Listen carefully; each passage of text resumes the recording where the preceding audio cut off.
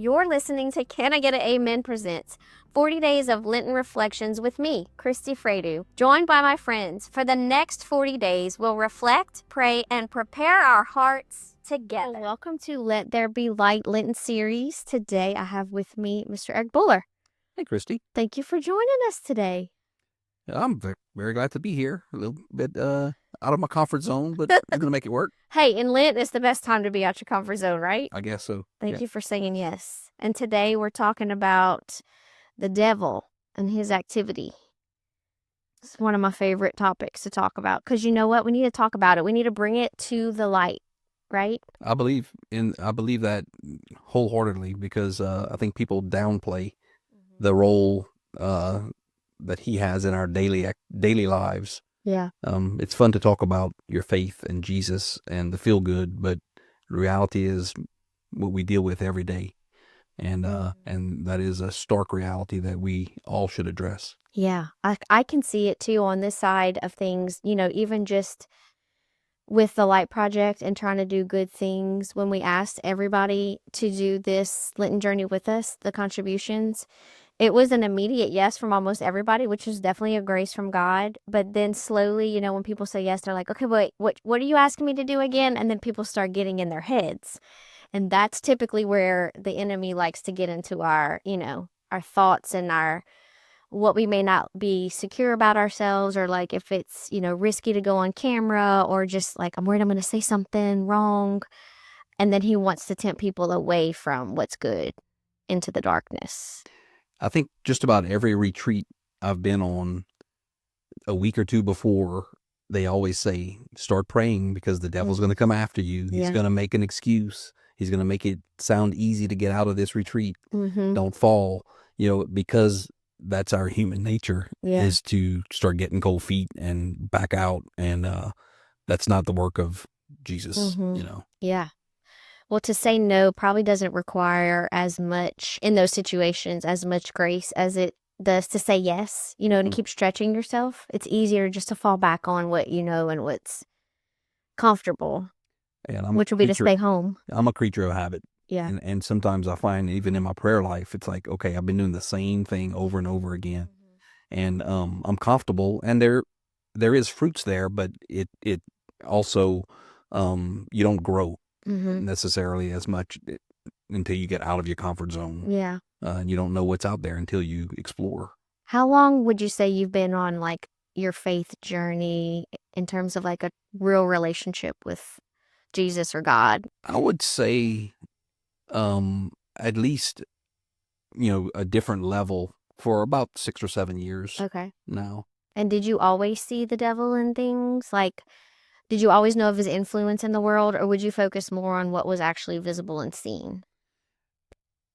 I think probably because of discomfort, it was always more of a tongue-in-cheek kind of reference, you know, because we kind of joke around to try and make light of it, but really never as serious as I was once I started getting more serious in my faith, you know, of the reality of the devil and acknowledging the works and things that he's doing to keep us away from our faith. Yeah.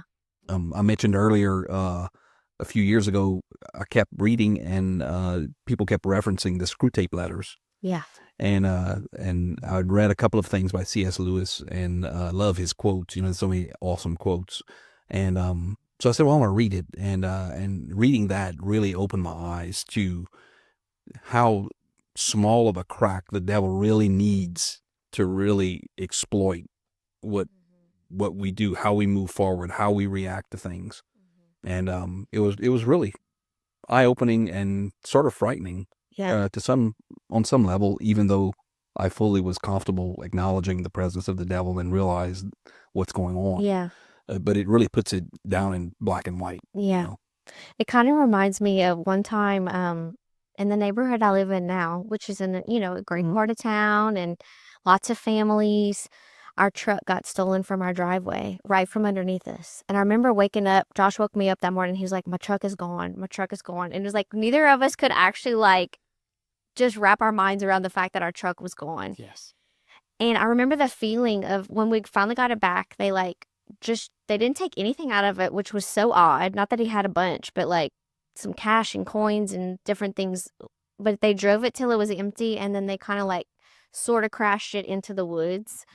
And so we found it, we got it back, and I remember being in there afterwards and just feeling like a mixture of violation and also like, I can't believe the fact that someone was so close to our house and to our daughter's windows, and they like stole the truck from our driveway right underneath us. And when you were just talking about the screw tape letters and the devil, that's kind of what I feel like. Like when you really get the God lenses and you really start working on your relationship with Christ, I do feel like he helps you to see like just how close the devil can get, and that he's real, and he wants us to know how to protect ourselves. Just like we want to protect our kids and, in our house and lock the doors and do all the things.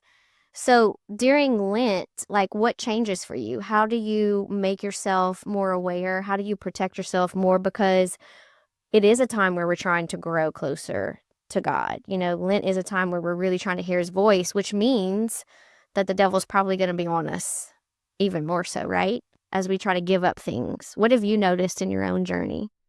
I think it's just, I think we are called to challenge ourselves. Mm-hmm. For years it was just like, okay, I'm going to give up sweets and go about my business, Yeah. And so now, in the last few years, I really made a point to do more things proactively, such as podcasts or prayer books, or we've been doing Soldiers Making the Way for the King, Oh, yeah. which is a great program. It's kind of a spinoff of Exodus 90. And so you have a team, and it's fairly harsh penances, definitely all doable, Yeah. but if you fail, or any member of your team fails, you have a penalty that you have to do to make up, as a kind of a penance, if so to Yeah. and so you don't want to let your team members down. Mm-hmm. So those things have I think the more you stay focused on Christ, I've always heard it said, like the devil hates the rosary, that's our weapon against the devil. Yeah. And so part of that Lenten journey with soldiers is a daily rosary. Mm. And so I think all of those things, the devil really, I'm hoping, says he's a lost cause. Yep. Go somewhere else. You're not going to try too hard. Yeah. But I think, and unfortunately, he does, right? And he goes into those places where he's not blatant. I know the reading this for this day is a lot about like the weeds and like the sower of the seed, and how, if we're a little bit shallow in our relationship with Jesus, that the weeds can kind of suffocate the grace that God's trying to plant on our hearts. And so Lent is all about removing what those weeds could be, those distractions, and really getting honest with ourselves and being in community to where we're looking at the truth, because he knows exactly what your weaknesses are and your insecurities. And so he's not going to come right out at you, right? He's going to find those little places, whether it's in your marriage or with your kids or with your job, and really, like you said, try to sneak into those little cracks. Definitely. He's such a chump. Yep. And he'll just work his way in and plant a seed, his own seed, and just let it fester, and he's very patient. Mm-hmm. And then he'll water that seed at time. And if you are not aware of his presence and his manipulation, and because the sooner we squash that seed of doubt, the seed of the devil, the more fruitful it is for us, and the more fruitful we can move on. Because if it festers, then it will become a problem. Yeah. And he'll be very pleased and happy with his accomplishment. Mm-hmm. And I think it's good that we're talking about it the first week of Lent. Monday we need to get ready and get armed up. So what reflection or what question do you have for those who are following the journey along with us to reflect on today? So when I reflected on this reading, the questions I came up with was that there is a battle for our souls every day. And where am I justifying my thoughts and actions, giving the evil one an end to my soul? Back, I guess, reference to that seed. Yeah. Where am I letting him plant that seed? And what real action can I take to nullify the devil shutting him out.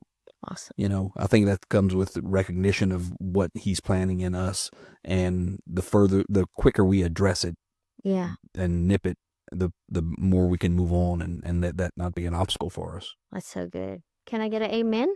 Amen. Strong communication drives strong Look, business. the illusion is that you're the only one having these problems. And the truth is, everyone has problems with Kirkpatrick Brands equips leaders to speak with clarity, consistency, and confidence. So teams perform better, clients understand value, and your strategy hits every mark. From higher ed to global leaders in business, in 2026, your message is your advantage. Discover how to maximize that message at kirkpatrickbrands.com.